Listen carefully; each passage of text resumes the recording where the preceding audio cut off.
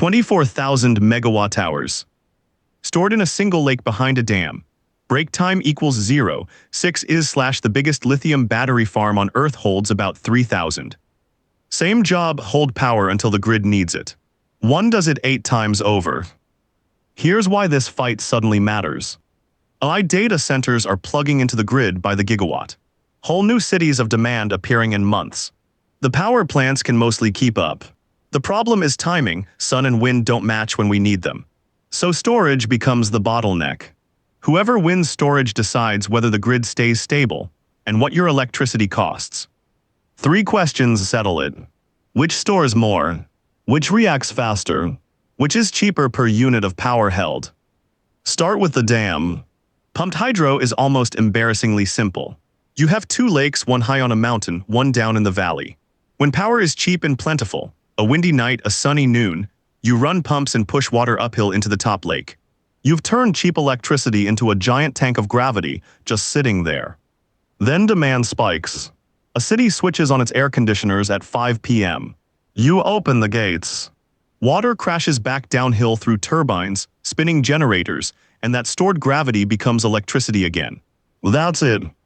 Pump up, let downs. A weight on a rope scaled to a mountain. Now the numbers. A single facility, Bath County in Virginia or Fengning in China, stores around 24,000 megawatt-hours. Let that land. 24,000.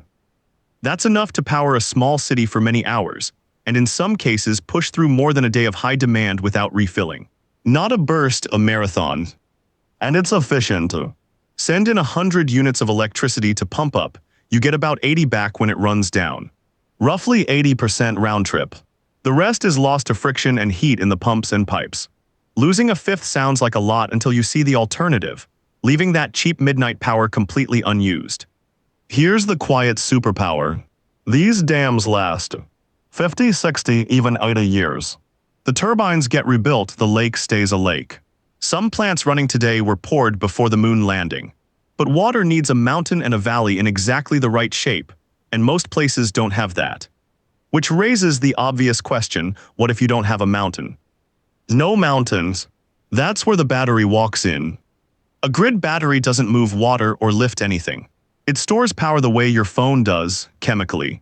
Lithium ions slide from one side of a cell to the other when you charge, and slide back to release the current when you discharge.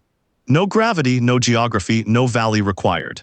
Stack millions of those cells into shipping containers, line the containers up in rows on a flat patch of dirt, and you've built a power plant out of chemistry. Put it next to a solar farm, next to a data center, next to a downtown substation, wherever the power is needed.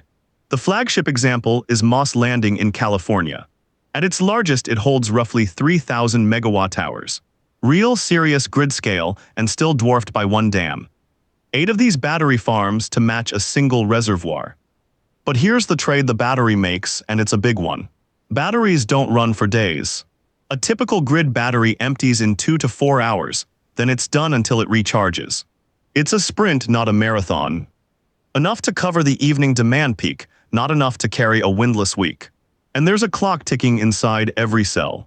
Charge and drain a battery thousands of times and it slowly wears out. The chemistry degrades, holding a little less each year. After roughly 10 to 15 years, you're pulling cells and replacing them. A dam's lake never degrades. A battery's chemistry always does. So the battery loses on size and loses on lifespan. Why is anyone betting billions on them? Because there's a second question we haven't asked yet. Not how much you store, but how fast you can deliver it. Speed. This is where the battery stops losing and starts winning, decisively. Break time equals 0, 6 is / picture the grid as a spinning top. It has to hold a steady rhythm, 60 times a second every second. When a huge load slams on, say an AI data center suddenly ramps thousands of chips at once, that rhythm dips instantly. Something has to inject power to catch it before the wobble spreads and things trip offline.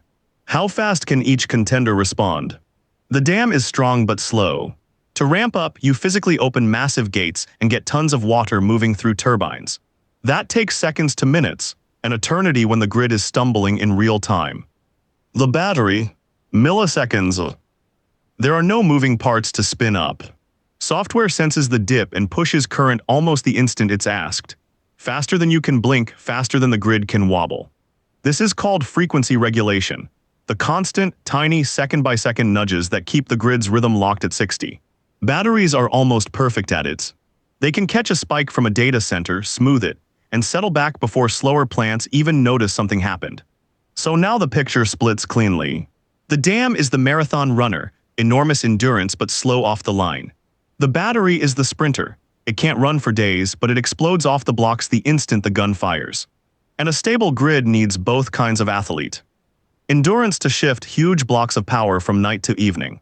Reflexes to absorb the sudden shocks. Which finally brings us to the question every utility actually asks before it builds anything. What does it cost? Cost. And here the tables turn one more time. The fair way to compare is price per unit of storage, dollars for every kilowatt-hour of power you can hold. Build a pumped hydro dam, and it lands around $100 to $200 for each kilowatt-hour of capacity. Build a battery farm, and you're closer to $200 to $400 for that same kilowatt-hour. So per unit stored, the dam is cheaper, often less than half the price. And it gets better for the dam over time. Spread that upfront cost across 60 years of daily cycling, and each stored unit becomes almost absurdly cheap. The lake doesn't wear out, you just keep using it.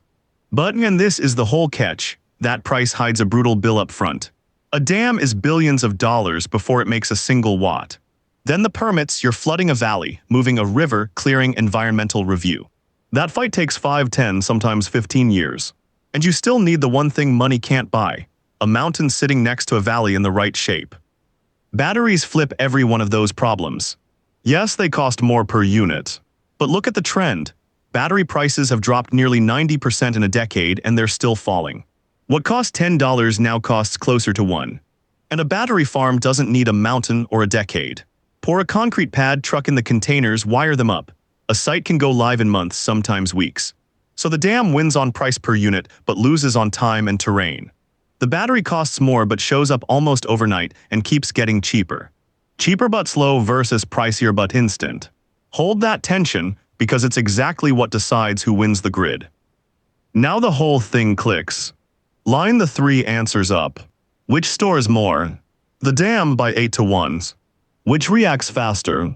The battery by a mile, milliseconds against minutes. Which is cheaper per unit held? The dam again, but only if you have a decade and a mountain to spare. Read those together and the surprise appears. There's no single winner because they're not really the same tool.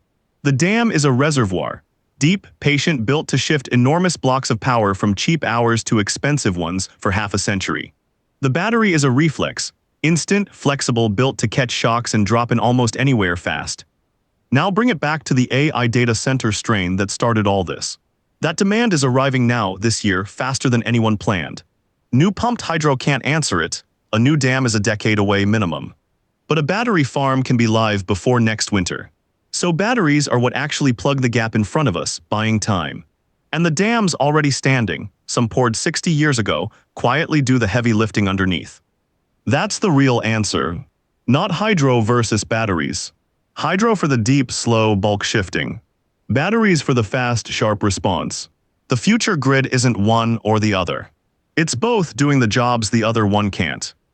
So, 24,000 megawatt-hours in one lake, 3,000 in the biggest battery. It looks like a knockout. It isn't.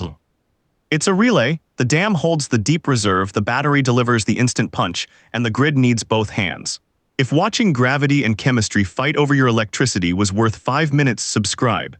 Next, we open the turbine itself and show how spinning water becomes the power in your wall.